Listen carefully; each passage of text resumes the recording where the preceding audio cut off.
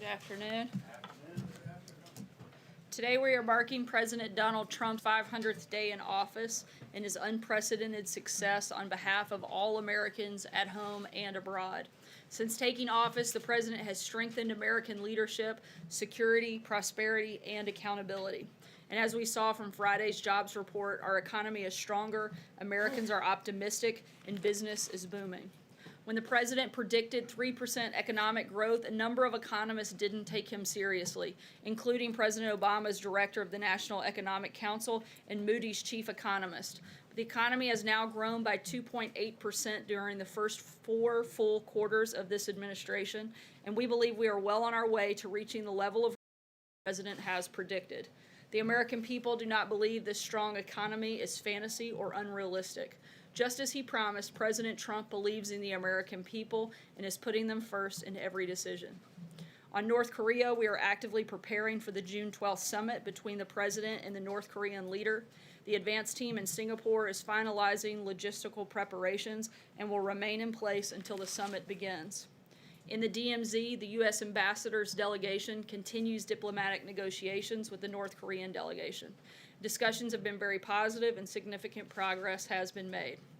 Lastly, and most importantly, and speaking of great accomplishments, today is my husband's birthday, so happy birthday, Brian, and for putting up with me for all of this time. And with that, I will take your questions. Jonathan. Sir, just a short time ago, the president said that I have an absolute right to pardon myself. Why does he think that, and does he also agree with Rudy Giuliani, his lawyer, that a pardon for himself would be unthinkable and would lead to immediate impeachment? Thankfully, the president hasn't done anything wrong and wouldn't have any need for a pardon. But does he absolutely rule out doing that? I mean, does he rule out ever issuing a pardon for himself? Once again, thankfully, the president hasn't done anything wrong and therefore wouldn't need one. Steve? How does the president respond to this criticism from Republicans about his tariffs against the EU, Canada, and Mexico? How do you reassure these senators and various people who are complaining about this? Imposing the 232 tariffs protect the steel and aluminum industries because they're very critical to our national security. And for months, the United States has had discussions with Canada, Mexico, and the EU to find an alternative. Without an alternative solution, tariffs are the only measures appropriate to safeguard the country. We have strong relations with Mexico, Canada, and the EU, and will continue, and those will continue even though the tariffs are there. Again. Sir, what was the contents of the Kim Jong-un's letter to the president that he received last week? And what did the president take away from that? Is he more encouraged based on receiving that letter? I'm not going to get into the specifics of the letter, but as the president said, they were interesting, and we feel like things are continuing to move forward, and good progress has been made, and we're continuing to prepare for the President's Summit. I can tell you the president has been receiving daily briefings on North Korea from his national security team, and I can also tell you the schedule for tentatively for that first meeting will be on June 12th at 9 a.m. Singapore time and take place at June 11th, 9 p.m. East Coast time. There's a separate report that Vladimir Putin has reached out to Kim Jong-un and wants to meet with him. Is that a meeting that the president think would be constructive to this process? Does the president support Vladimir Putin meeting with Kim Jong-un as well? Our focus is on the president's meeting with Kim Jong-un, and the president will make his views known directly to him when we're in Singapore, and our focus will continue to be on denuclearization. Mara? Sarah, why the president tweeted that the special counsel law was totally unconstitutional. If that's the case, why is he allowing his own Justice Department to abide by it? Look, scholars have raised a number of questions about the legality of the special counsel process. The president's made his views about the special counsel very clear, and the president knows that the special counsel isn't needed because, once again, he hasn't done anything wrong. There was no obstruction, no collusion, and no wrongdoing. However, we continue to cooperate. He's never said the law itself was unconstitutional. How can he allow his own Justice Department to participate in something that's unconstitutional? Once again, I addressed this. The scholars have raised a number of questions on it, and the president's made his views clear. Francesca? Thank you, sir. I did want to follow up on that, and try and figure out what exactly the basis was for the president's claim that it is unconstitutional. But I wanted to ask you about something else as well. EPA Administrator Scott Pruitt has been accused of enlisting taxpayer-funded staffer to not only shop for apartments around Washington, D.C., but also to shop for a used mattress from the president's hotel just around the corner. And I wanted to know if any of that gives the president pause at this point or causes his confidence in Scott Pruitt to waver. Certainly looking into the matter, I couldn't comment on the specifics of the furniture used in his apartment. John? And certainly would not attempt to. John, go ahead. Dwell on that for a second and let it sink in. I'd prefer not to, but go ahead. You said that significant progress is being made in the diplomatic talks in the DMZ between U.S. and North Korean officials. The big question here is denuclearization. The president would like it to happen all at once. He said that before, but that it could also be a phased-in process. I know that the meeting has yet to take place, but certainly they're trying to iron out some details here. Does it look like it will be in all at once, or is the phase-in more likely? Look, I'm not going to go ahead and predict a meeting that hasn't even taken place yet, and I can't get into the ongoing diplomatic talks, but I can tell you that they've been positive, and we're looking forward to the meeting in Singapore. Stephen? No matter what you call it, is maximum pressure still the policy of the United States toward North Korea? Our policy hasn't changed, and as the president stated, we have sanctions on. They're very powerful, and we would not take those sanctions off unless North Korea denuclearized. Peter? Sir, let me ask you if I can. Does the president believe that he is above the law? Certainly not. The president hasn't done anything wrong. The question isn't if he's done anything wrong. I guess the question is, does the president believe the framers envisioned a system where the president couldn't pardon himself, where the president could be above the law? Certainly, the Constitution very clearly lays out the law, and once again, the president hasn't done anything wrong, and we feel very comfortable in that front. I know, but you just a moment ago said it's not that clear. So I guess simply put, does the president believe he is above the law? Certainly, no one is above the law. Vivian, go ahead. If I can't follow, just because I haven't Sorry, been no, here a I'm while. going to keep going right here. I just want to ask you, this is an Sorry, important Peter, one we're because gonna it's keep about. moving. Go I'll just ahead. keep asking if I can. Peter, The president. no, you can't actually. Well, Go actually, ahead. I'm going to, Sarah. I think this is important. I haven't I'm had a going to chance to ask this continue to question. move Thank on. you. Sarah, Sarah, thanks. Right here, and then I'll All go. right, thanks. Go ahead. Sarah, what's the status of the tariffs on China? Does the administration still plan to move ahead with the June 15th deadline, as they stated?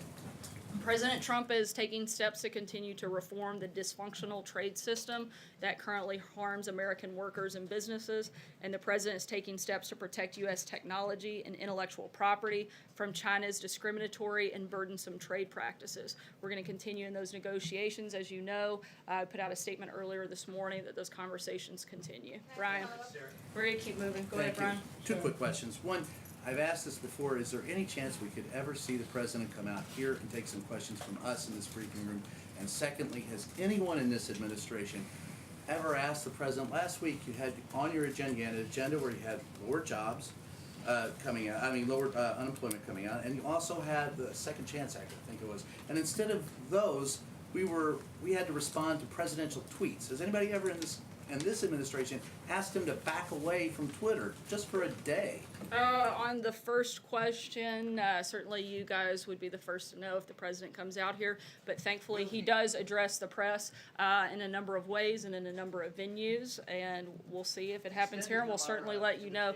In terms of Twitter, the president uses Twitter to communicate directly to the American people. Frankly, you have the ability to choose what you want to write about, and you guys choose to write about things that the American people don't care about day in and day out, and that's a decision that you make, and frankly, I think it's the wrong one. Jordan, go ahead. We don't have the opportunity to ask him a question about that, though, Sarah. Can we at least get an opportunity to ask him a question Jordan, about go what ahead. he tweets? Thanks, Sarah.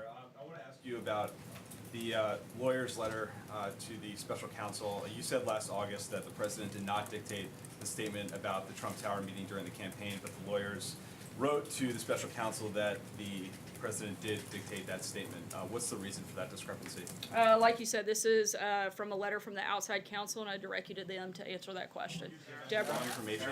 Once again, you're referencing a letter that came directly from outside counsel, and I would refer you to them to answer that question. Deborah?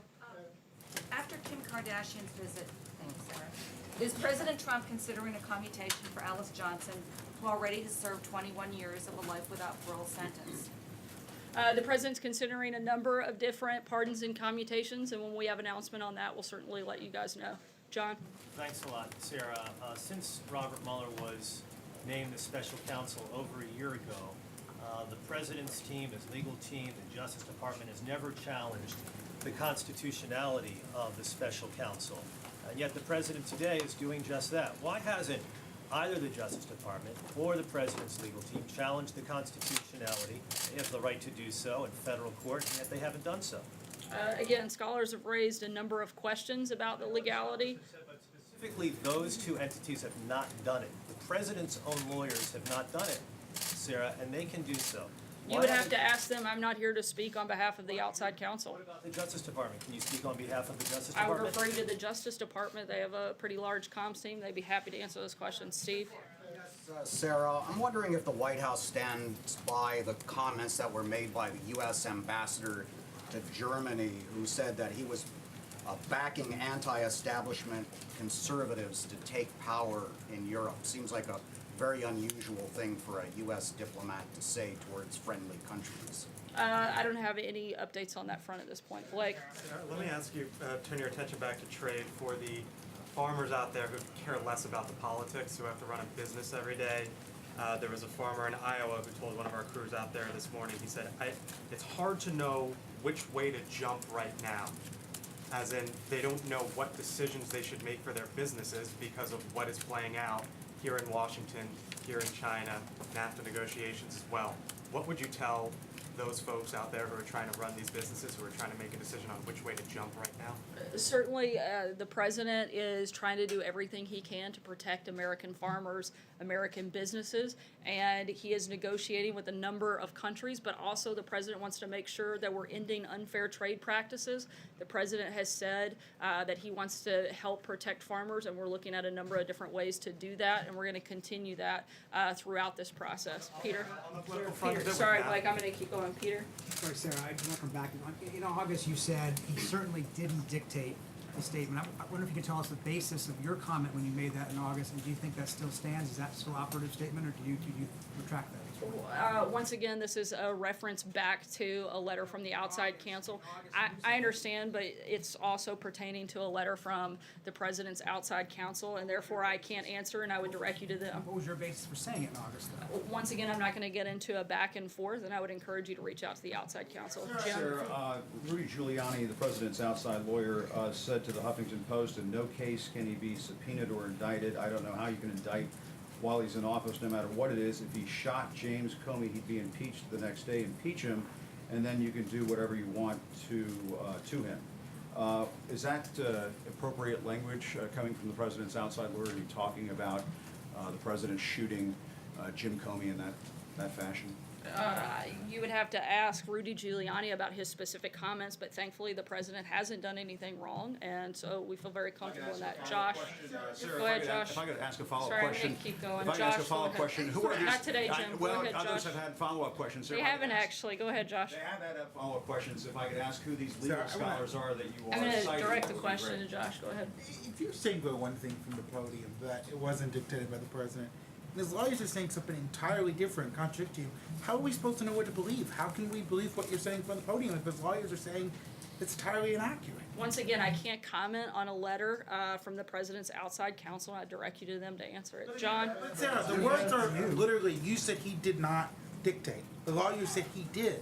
What is it? I'm not going to respond to a letter from the president's outside counsel. We've purposely walled off, and I would refer you to them for comment. John? Thank you, Sarah. A question about pardons. 11 days ago, the president issued the posthumous pardon for boxing great Jack Johnson. The leading proponents of this for more than a decade have been Congressman Pete King in the House and Senator John McCain in the Senate, both big boxing fans. Senator McCain tweeted his support for the pardon. Will the president use this opportunity to call Senator McCain and try and patch things up with him at this moment in his life? I'm not aware of a scheduled call, so I wouldn't want to get ahead of that. Sorry, Philip?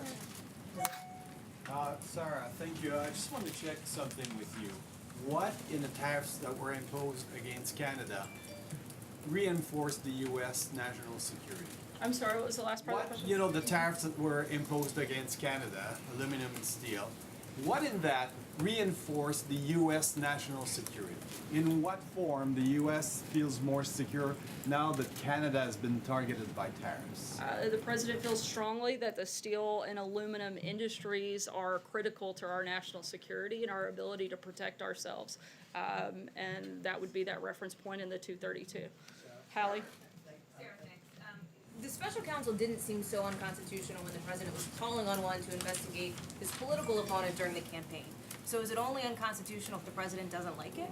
Once again, the president's made his views on this point clear. I don't have anything else to add. Jennifer? About the constitutionality of it, Question though, for you, Sarah. Sarah. Thank you. The president on Friday said that he's open to bilateral deals with Mexico and Canada. Is he still leaning towards bilateral deals as he heads up to Canada at the end of this week, or is he still thinking, or is he thinking that he'd like to save NAFTA and just renegotiate? As the president said, he's open to it, but we're in ongoing negotiations. Right here. Thanks, Sarah. Last week, Missouri Governor Creighton stepped down.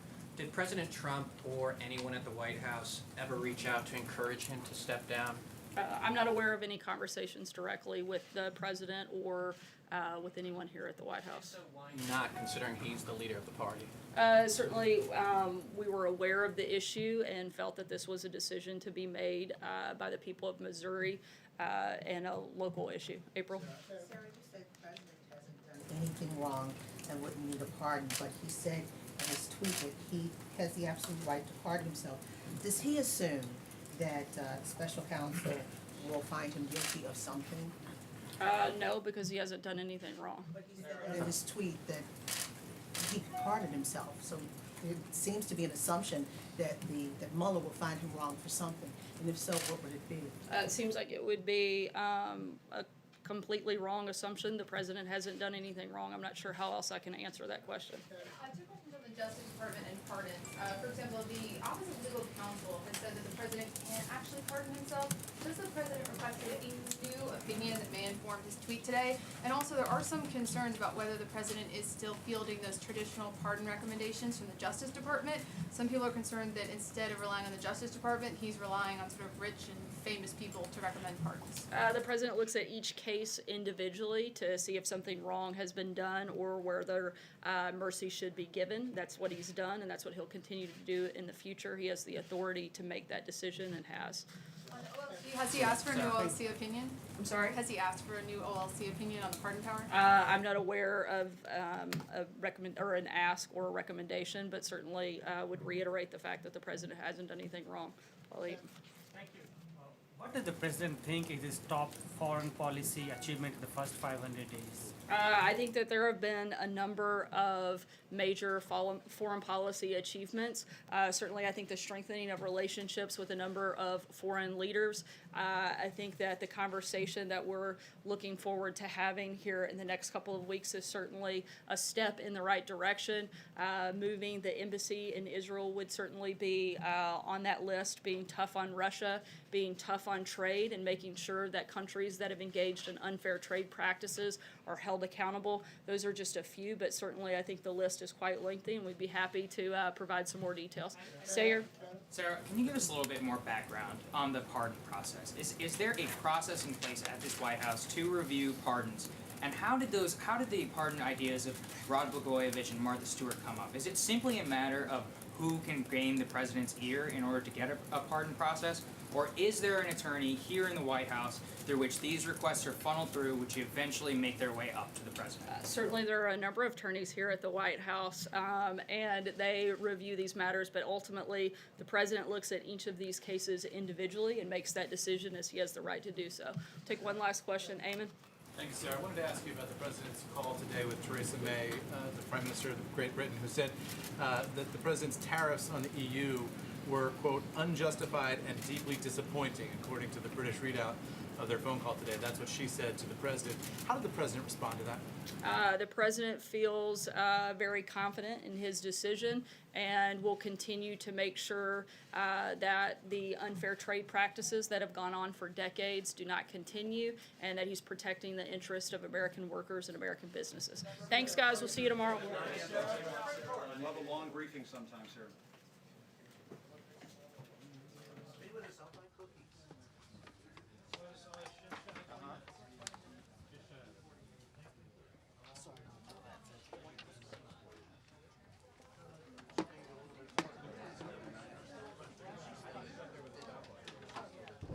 Yeah, I got you. That's pretty much something that she feels. They must. Yes, sir. For a television program. Hey. Yeah, okay. No problem.